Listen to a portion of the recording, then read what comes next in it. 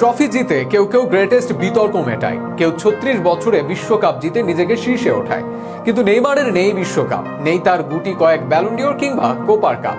তবুও ড্রিবলিংটা ভালোবাসেন যারা, ফুটবলের নান্দনিক ছন্দে মাতেন যারা, তাদের কাছে নেইমারই সেরা। ব্যালন ডিওর বা ব্যক্তিগত বড় অর্জন ছাড়াও সেরা হওয়া যায়, বিশ্বকাপ জেতা ছাড়াও কোটি ভক্তের হৃদয়ের গভীরে জায়গা করা যায়। বেলার শেষটা যে নেইমারের অন্ধকারে ঘেরা, দিনের ১২ ঘন্টা তিনি নিজেই এক সূর্য। তাই তার কাছে কোনো ব্যালন ডিওরও নেই, বিশ্বকাপও নেই, গড় তর্কে জড়ানোর লেভেল নেই। কিন্তু তবুও কোটি কোটি মানুষের হৃদয়ে তার জায়গায় কোনো বিকল্পও নেই। তাদের গল্পে নেইমারই সেরা। নেইমার যেন সুকান্ত ভট্টাচার্যর মতো অকালের দুর্ঘটনা, যার সবটুকু দিতে চেয়েও নিয়তির কারণে দেওয়া হলো না। তিনি নজরুল ইসলামের মতো অকালে বার্ধক্যে পড়া কবি, অল্পতে বিছানায় শোয়ার কারণে হয়তো কিছু গল্প আছে বাকি। তবে যারা বেশি কিছু না খুঁজে ভালো কিছু খোঁজে, যারা ট্রফি আর রেকর্ডের বাইরেও ফুটবলটা বোঝে, তাদের গল্পে তো নেইমারই সেরা।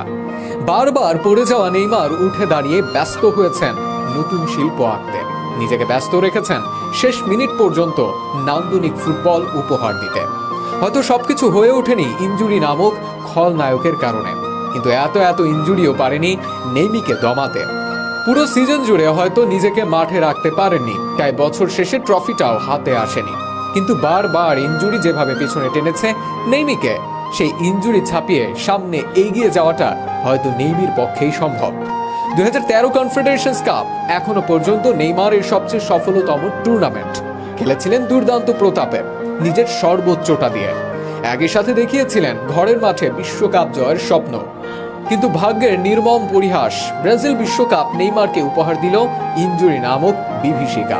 চিকিৎসক বলেছিলেন জুনিগার সেই আঘাত আর একটু নিচে লাগলেই চিরদিনের জন্য বঙ্গুত্ব বরণ করতেন নেইমার জুনিয়র। 18 বিশ্বকাপের আগ মুহূর্ত নতুন করে আবারও স্বপ্ন দেখাচ্ছিলেন নেইমার। বিশ্বকাপের আগ মুহূর্তে এসে ইনজুরিতে পড়েন নেইমার। প্যারিসের অনিচ্ছা সত্ত্বেও পুরোপুরি সেরে ওঠার জন্য অপারেশন করান।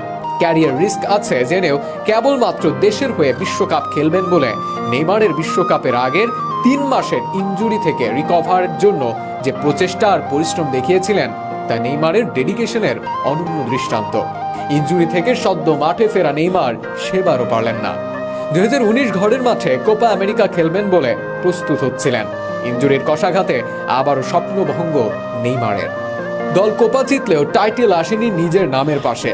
2022 সালে জাতীয় দলের হয়ে সবটুকু নিংড়ে দিয়ে কোচের বাজে ট্যাকটিকে ফিরতে হলো খালি হাতে।